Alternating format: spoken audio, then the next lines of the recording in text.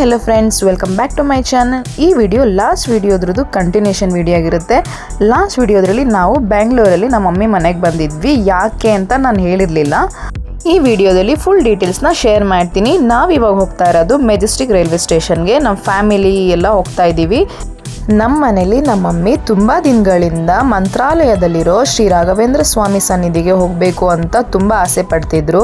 ಇತ್ತೀಚೆಗೆ ನಮ್ಮ ಯಜಮಾನ್ರು ಕೂಡ ಹೋಗಬೇಕು ಅಂತ ಹೇಳಿ ನನ್ನ ಹತ್ರ ಶೇರ್ ಮಾಡ್ಕೊತಾ ಇದ್ರು.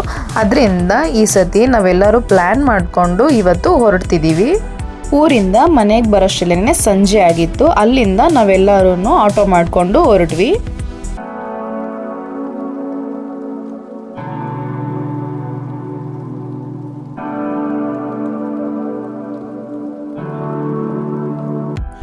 ನಾವು ಹೋಗ್ತಿರುವಾಗಲೇ ಮಳೆ ಸ್ಟಾರ್ಟ್ ಆಗಿತ್ತು. ಹಾಗೆ ರೈಲ್ವೆ ಸ್ಟೇಷನ್ ಹತ್ರ ಬಂದು ಇಳ್ಕೊಂಡ್ವಿ.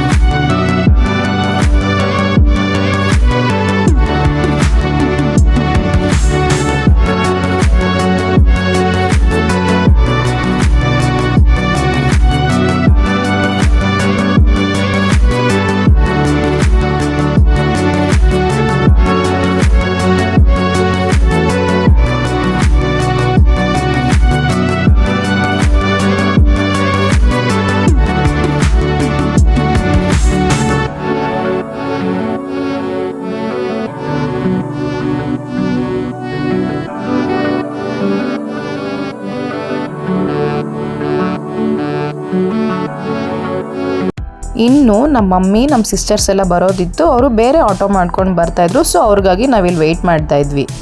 ನಮ್ಮ ಪಾಪುಗೆ ಅಂತ ಈ ಪುಟಾಣಿ ಬ್ಯಾಗ್ ಕೊಡಿಸಿದ್ದೆ. ಎಮರ್ಜೆನ್ಸಿಗೆ ಅಂತ ಒಂದು ಥಿಂಗ್ಸ್ ಏನೇ ಇದ್ರೂ ಅದರಲ್ಲಿ ಬೇಗ ಸಿಗುತ್ತೆ ಅನ್ನೋದಕ್ಕೋಸ್ಕರ ಅವನಿಗೆ ಇದನ್ನು ಕೊಟ್ಟಿದ್ದೀನಿ. ಎಲ್ಲೋದ್ರೂ ಅಜ್ಜಿ ನನ್ನ ಬ್ಯಾಗ್, ಅಮ್ಮ ನನ್ನ ಬ್ಯಾಗ್ ಅಂತ ಕೇಳ್ತಾ ಇರ್ತಾನೆ.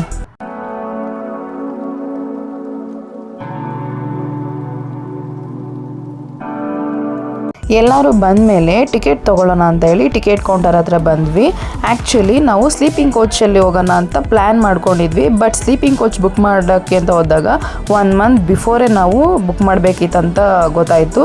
ಬಟ್ ನಮಗೆ ಅದು ಕಂಫರ್ಟಬಲ್ ಇರಲಿಲ್ಲ. ಯಾಕೆಂದರೆ ನೆಕ್ಸ್ಟ್ ಮಂತ್ ಏನು ನಮಗೆ ಊರ ಹಬ್ಬ ಇರೋದ್ರಿಂದ ಹಾಗೆ ಬೇರೆ ಬೇರೆ ಫಂಕ್ಷನ್ಸ್ ಇರೋದ್ರಿಂದ ನಮಗೆ ಅಷ್ಟಾಗಿ ಕಂಫರ್ಟಬಲ್ ಇರಲಿಲ್ಲ. ಸೊ ನಾವಿಲ್ಲೇ ಬಂದು ಟಿಕೆಟ್ ತೊಗೊಂಡು ಹಾಗೆ ಹೊರಡೋಣ ಅಂತ ಹೇಳಿ ಪ್ಲ್ಯಾನ್ ಮಾಡ್ಕೊಂಡು ಬಂದ್ವಿ. ಆ್ಯಕ್ಚುಲಿ ನನ್ನ ತಂಗಿಗೆ ಈ ಥರ ಹೋಗೋದು ಇಷ್ಟ ಇಲ್ಲ. ನಾನು ಸ್ಲೀಪಿಂಗ್ ಕೋಚ್ ಬುಕ್ ಮಾಡ್ತೀನಿ, ಆವಾಗಲೇ ಹೋಗೋಣ ಅಂತ ಹೇಳ್ತಾನೆ ಇದ್ರು. ಬಟ್ ಹೋಗ್ಬೇಕಂತ ಅಂದ್ಕೊಂಡಿದ್ದೀವಲ್ವಾ, ಸೊ ಹೇಗೋ ಹೊರಟೋಗ್ಬಿಡೋಣ ಅಂತ ಹೇಳಿ ನನ್ನ ತಂಗಿಗೆ ನಾನು ಅರ್ಲಿ ಮಾರ್ನಿಂಗೇ ನಾನು ಕಾಲ್ ಮಾಡಿಬಿಟ್ಟಿದ್ದೆ, ಬಾ ಹೋಗ್ಬಿಟ್ಟು ಬರೋಣ ಅಂತ ಹೇಳಿದ್ದಕ್ಕೆ ಸರಿ ಆಯಿತು ಬರ್ತೀನಿ ಅಂತ ಒಪ್ಕೊಂಡು ಬಂದರು. ಅದಾದಮೇಲೆ ಅಲ್ಲಿದ್ದಿದ್ದು ರಶ್ ನೋಡಿ ನನ್ನ ತಂಗಿ ನನ್ನ ಸಖತ್ತಾಗಿ ಬೈಕೊಂಡಿದ್ದು ಇದೆ.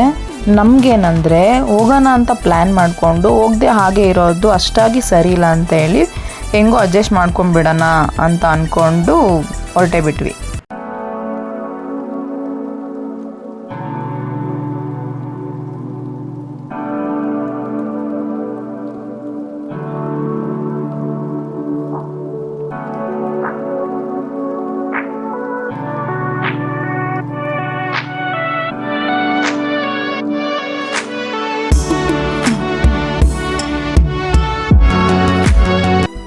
ತುಂಬಾ ಟ್ರಾಫಿಕ್ ಇತ್ತು ಆ್ಯಂಡ್ ಮಳೆ ಅಂತೂ ಬಿಟ್ಟು ಬಿಟ್ಟು ಬರ್ತಾ ಇತ್ತು. ಟ್ರಾಫಿಕ್ ಅಂತೂ ಹೇಳಂಗೆ ಇಲ್ಲ, ಅಷ್ಟು ಟ್ರಾಫಿಕ್ ಇತ್ತು. ಅದಾದಮೇಲೆ ನಾವು ಪ್ಲ್ಯಾಟ್ಫಾರ್ಮ್ ನಂಬರ್ 9ಗೆ ಹೋಗಬೇಕಿತ್ತು. ಹಾಗೆ ನಡ್ಕೊಂಡು ಹೋಗ್ತಾ ಇದ್ವಿ. ಆ್ಯಕ್ಚುಲಿ ನಾನು ವಿಡಿಯೋ ಮಾಡ್ಕೊಳ್ಳೋದೇನೆ ನನ್ನ ಪಾಡು ನಾನು ನಡ್ಕೊಂಡು ಹೋಗ್ತಾಯಿದ್ದೆ. ನನ್ನ ಹಸ್ಬೆಂಡ್ ಕರೆದ್ಬಿಟ್ಟು ವಿಡಿಯೋ ಅಂತ ಹೇಳ್ತಾಯಿದ್ರು. ಅಲ್ಲಿ ಕೆಳಗಡೆ ಹೋಗ್ತಿದ್ದಾರೆ, ವಿಡಿಯೋ ಅಂತ ಹೇಳ್ತಾಯಿದ್ರು. ಸೊ ಅದಾದಮೇಲೆ ನಾನು ವಿಡಿಯೋ ಮಾಡ್ಕೊಳ್ಳೋಕೆ ಸ್ಟಾರ್ಟ್ ಮಾಡಿದೆ. ನಾವೆಲ್ಲ ಹೋಗೋಷ್ಟರಲ್ಲಿ ಟ್ರೈನ್ ಪಾಸ್ ಆಗಿಬಿಟ್ಟಿತ್ತು. ಸೊ ಆ ಟ್ರೈನ್ ನಮಗೆ ಮಿಸ್ ಆಯಿತು. ಅಲ್ಲಿಂದ ನಾವು ಪ್ಲ್ಯಾಟ್ಫಾರ್ಮ್ ನಂಬರ್ 1ಗೆ ಹೋಗಿ ಅಂತ ಹೇಳಿದ್ರು. ಸೊ ಅಲ್ಲಿಗೆ ಮತ್ತೆ ತಿರ್ಗಾ ನಡ್ಕೊಂಡು ಹೊರಟ್ವಿ. ಅದಾದಮೇಲೆ ಅಲ್ಲಿ ರಶ್ಶು ತುಂಬ ಇದ್ದಿದ್ದರಿಂದ ಟ್ರೈನ್ ಫುಲ್ಲು ರಶ್ ಇತ್ತು. ಸೊ ಅದು ಆಗಲ್ಲ ಅಂತೇಳಿ ಮತ್ತೆ ತಿರ್ಗಾ ಪ್ಲ್ಯಾಟ್ಫಾರ್ಮ್ ನಂಬರ್ 6ಗೆ ಹೋದ್ವಿ. ಅಲ್ಲಿಂದ ಮತ್ತೆ ತಿರ್ಗಾ ನಡ್ಕೊಂಡು ಹೋದ್ವಿ. ಹೀಗೆ ಅಲ್ಲಿಂದ ಇಲ್ಲಿಗೆ ಓಡಾಡ್ಕೊಂಡೇ ನಾವು ಅರ್ಧ ಟಯರ್ಡ್ ಆಗಿಬಿಟ್ಟಿದ್ವಿ. ಅದರಲ್ಲಿ ಮಳೆ ಬೇರೆ ಸ್ಟಾರ್ಟ್ ಆಗಿದ್ದರಿಂದ ಇದ್ದಿದ್ದು ಅನ್ಕಂಫರ್ಟಬಲ್ ಫೀಲ್ ಆಗ್ತಾಯಿತ್ತು ನಮಗೆ. ಹೇಗೋ ಪ್ಲ್ಯಾಟ್ಫಾರ್ಮ್ ನಂಬರ್ 1ಗೆ ಬಂದ್ವಿ. ಅಲ್ಲಿ ಬಂದು ಕೇಳಿದ್ಮೇಲೆ 10:20 ಇದೆ ಟ್ರೈನ್ ಬರುತ್ತೆ ಅಂತ ಹೇಳಿದ್ರು. ಸೊ ಅಲ್ಲೇ ಕುತ್ಕೊಂಡು ವೆಯ್ಟ್ ಮಾಡ್ತಾಯಿದ್ವಿ. ತುಂಬ ಹೊತ್ತು ವೆಯ್ಟ್ ಮಾಡಿದ್ವಿ. ಎಲ್ಲರೂ ಇದ್ದಿದ್ದರಿಂದ ಅಷ್ಟಾಗಿ ಬೋರ್ ಅಂತ ಏನು ಅನಿಸಿಲ್ಲ. ನಾವು ಆಲ್ಮೋಸ್ಟ್ ಮಕ್ಕಳೆಲ್ಲ ಸೇರಿ 10 ಮೆಂಬರ್ಸ್ ಹೋಗಿದ್ದಿದ್ದು. ಮಕ್ಕಳೆಲ್ಲ ಇದ್ದಿದ್ದರಿಂದ ಹೇಗೋ ಟೈಮ್ ಪಾಸ್ ಆಗಿಬಿಡ್ತದು.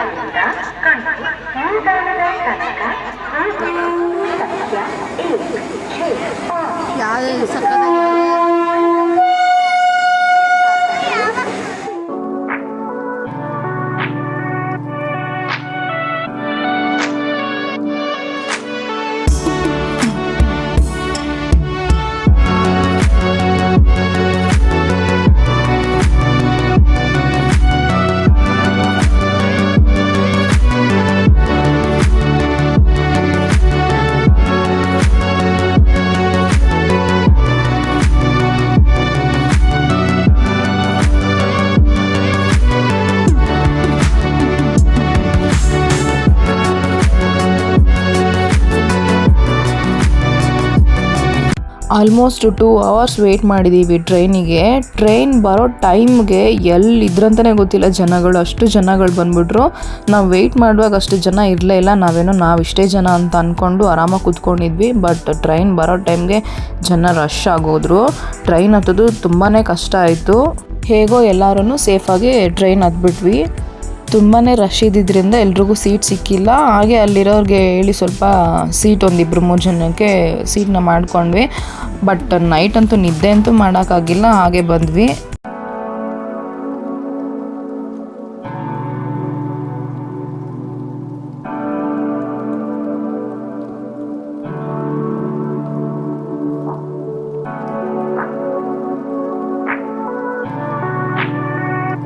ಟ್ರೈನ್ ಇಳಿಯೋ ಟೈಮಲ್ಲಿ ನನ್ನ ತಂಗಿ ಸ್ಲಿಪ್ಪರ್ ಬೇರೆ ಮಿಸ್ ಆಗಿಬಿಟ್ಟಿತ್ತು. ನೋಡಿದ್ರೆ ಅದು ರೈಲ್ವೆ ಟ್ರ್ಯಾಕ್ ಮೇಲೆ ಬಿದ್ದಿತ್ತು.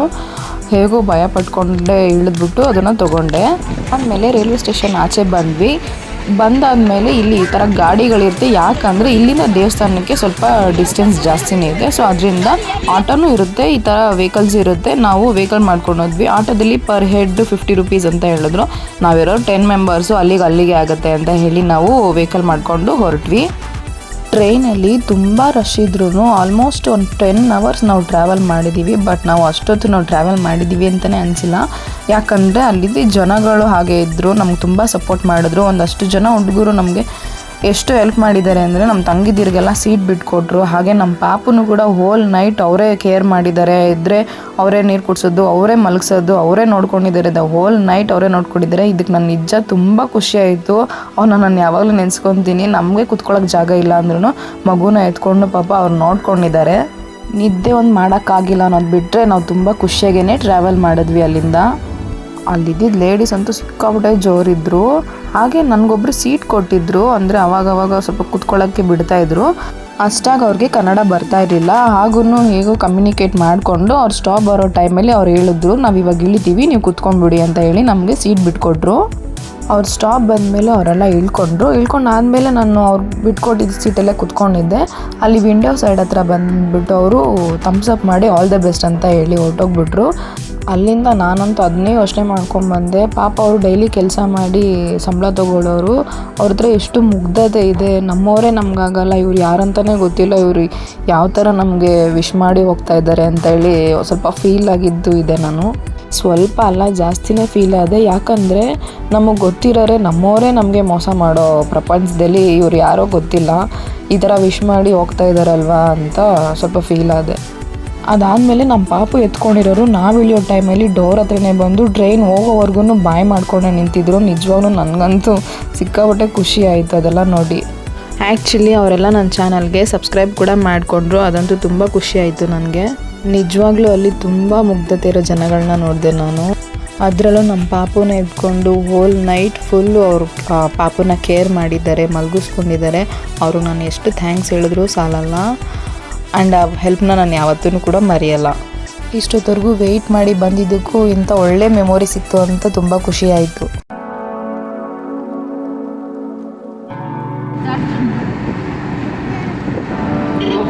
ಇನ್ನೊಂದ್ಸತಿ ಹೇಳು.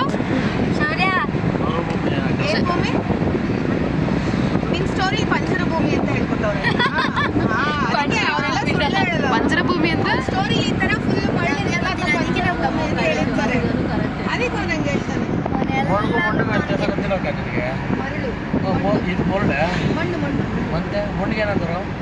ಮಡ್ಡು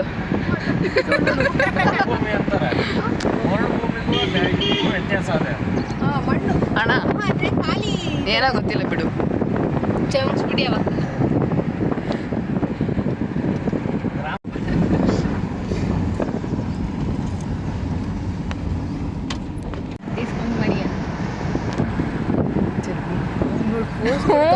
ಕಾಲ್ ಲೇಟ್ ಆಗಿ ಪೋಸ್ ಕೊಡ್ತವನೆ ಅಂತ ಅವ್ನ ಕಾಲ್ ತೆಗ್ಬಿಟ್ಟೆ ಅನ್ಕೊಂಡು ಕಾಲ್ ಹೊಡ್ಕೊಂಡ್ಬಿಟ್ಟ.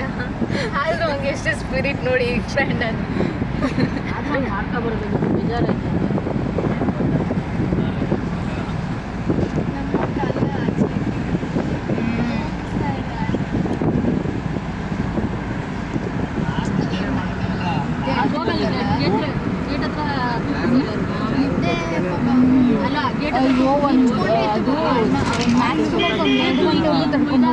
ಅದಾದ್ಮೇಲೆ ಹಿಂಗೆ ತೂರ್ಕೊಂಡು ಬಂದು ಏಟ ಉಟ್ಕೊಳಕ ಅರುಣಿಗೆ ಅಂತ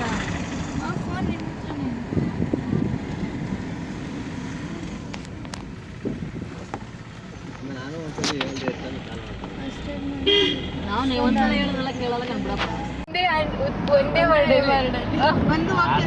ಒಂದು ವಾಕ್ಯದಲ್ಲಿ ಉತ್ತರಿಸಿ. ಕಿಪ್ಪಿ ಕೀರ್ತಿ ಯಾವ್ದೋ ಒಂದು ಇದು ಮಾತಾಡುವಾಗ ಆನ್ಸರ್ ಮಾಡು ಮಾಡು ಅಂತಾಳೆ. ಜಶು ಏನೋ ಆನ್ಸರ್ಗೆ ಉತ್ತರ ಹೇಳೋಣ.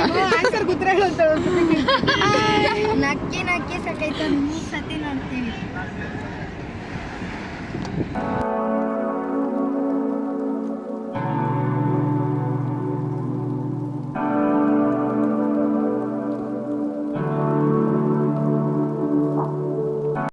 ಹೊರಡುವಾಗ ನಮ್ಮ ಪಾಪುಗೆ ಅಂತ ನಮ್ಮ ಡ್ಯಾಡಿ ಕಾಸು ಕೊಟ್ಟಿದ್ರು. ನಾನು ಅದನ್ನೇ ಕೇಳ್ತಿದ್ದೆ, ತಾತ ಕೊಟ್ಟಿದ್ದು ಕಾಸೆಲ್ಲಪ್ಪ ಅಂತ ಹೇಳಿದ್ರೆ ಅವನು ಜೋಬೆಲ್ಲ ಹುಡುಕ್ತಾ ಇದ್ದ.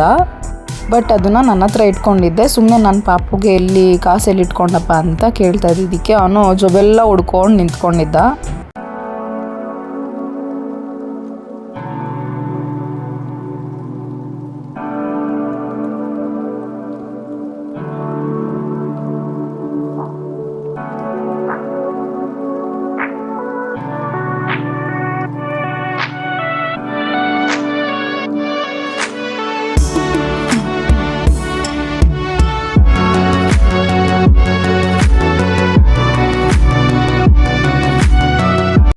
ನಮ್ಮನ್ನ ಕರ್ಕೊಂಡೋಗಿ ಡ್ರೈವರು ಇಲ್ಲಿ ರೂಮ್ಸ್ಗಳು ಸಿಗ್ಬೋದು ಕೇಳಿ ನೋಡಿ ಅಂತ ಹೇಳಿ ಗಾಡಿನ ಅಲ್ಲೇ ನಿಲ್ಲಿಸಿದ್ರು. ನಮ್ಮ ಹಸ್ಬೆಂಡ್ ಮತ್ತು ನನ್ನ ತಮ್ಮ ಹೋಗಿ ಕೇಳ್ಕೊಂಬರಕ್ಕೆ ಹೋಗಿದ್ರು. ಇಲ್ಲ ಅಂತ ಹೇಳಿ ವಾಪಸ್ ಬಂದರು. ಅದಾದಮೇಲೆ ಮತ್ತೆ ಹಾಗೆ ಮುಂದೆ ನೋಡೋಣ ಅಂತ ಹೇಳಿ ಹೊರಟ್ವಿ.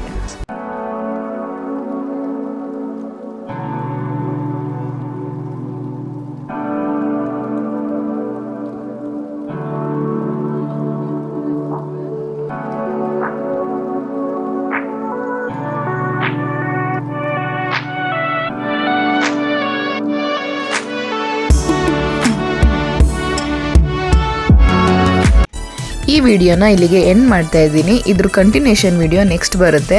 ಅಲ್ಲಿವರೆಗೂ ಯಾರು ನನ್ನ ಚಾನಲ್ನ ಸಬ್ಸ್ಕ್ರೈಬ್ ಮಾಡದೆ ನೋಡ್ತಾ ಇದ್ದೀರಾ, ಪ್ಲೀಸ್ ನನ್ನ ಚಾನಲ್ನ ಸಬ್ಸ್ಕ್ರೈಬ್ ಮಾಡ್ಕೊಳ್ಳಿ. ಪಕ್ಕದಲ್ಲೇ ಇರೋ ಬೆಲ್ ಐಕಾನ್ನ ಕ್ಲಿಕ್ ಮಾಡಿ. ನೀವು ಹಾಗೆ ಮಾಡೋದ್ರಿಂದ ನಾನು ಹಾಕೋ ವೀಡಿಯೋಸ್ ಎಲ್ಲ ಫಸ್ಟ್ ನಿಮಗೆ ನೋಟಿಫಿಕೇಶನ್ ಬರುತ್ತೆ. ಸೊ ನೀವು ಆಗ ನನ್ನ ವಿಡಿಯೋನ ಫಸ್ಟ್ ನೋಡ್ಬೋದು. ಈ ವಿಡಿಯೋ ಇಷ್ಟ ಆದಲ್ಲಿ ಪ್ಲೀಸ್ ಒಂದು ಲೈಕ್ ಮಾಡಿ, ಕಮೆಂಟ್ ಮಾಡಿ, ಹಾಗೆ ನಿಮ್ಮ ಫ್ರೆಂಡ್ಸ್ ಆ್ಯಂಡ್ ಫ್ಯಾಮಿಲೀಸ್ಗೆ ಶೇರ್ ಮಾಡೋದನ್ನು ಮರಿಬೇಡಿ. ನೆಕ್ಸ್ಟ್ ವಿಡಿಯೋದಲ್ಲಿ ಸಿಗ್ತೀನಿ. ಅಂಟಿಲ್ ದೆನ್ ಟೇಕ್ ಕೇರ್, ಬಾಯ್.